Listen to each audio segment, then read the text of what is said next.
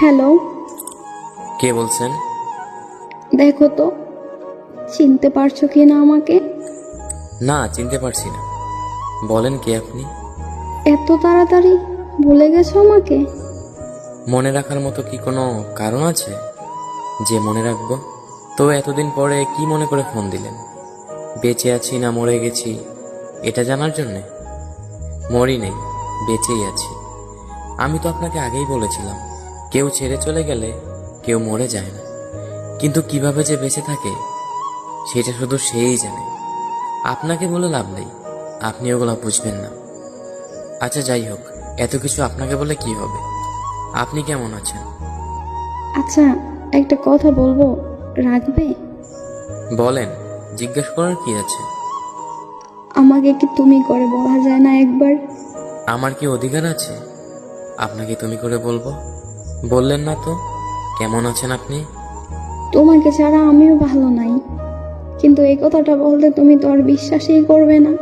মিথ্যা কথাটা আর না হয় নাই বললেন, আর কত মিথ্যা বলবেন? তোমার মনে হয় আমি মিথ্যা বলছি? বাহ! সেই ভুল ধারণাটা তো আপনিই ভেঙে দিছেন। কেন? আমি আবার নতুন করে কি করলাম? 4 বছর ধরে একটা মিথ্যা কথা বলে গেছেন, বুঝতেও পারিনি আমি।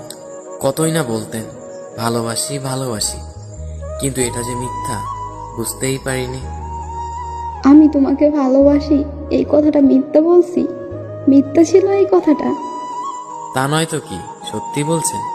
যদি ভালোই বাসতেন তাহলে মাঝপথে ছেড়ে এইভাবে চলে যেতে পারতেন না। একবার হলেও ভাবতেন আপনি চলে গেলে আমার কি হবে, আমি কিভাবে থাকব। কি হলো, চুপ করে আছেন কেন? কিছু বলেন। না, আর কি বলবো? বলার মতো কি আছে আমার? একটা কথা কি জানেন, আমি নিজের থেকেও বেশি আপনাকে বিশ্বাস করতাম। আমি সবসময় ভাবতাম আপনি কথা দিয়ে কথা রাখতে পারেন। যেদিন আপনি আমার হাতে হাত রেখে কথা দিয়েছিলেন, তারপর থেকে আমি ভাবতাম আপনি শুধু আমার।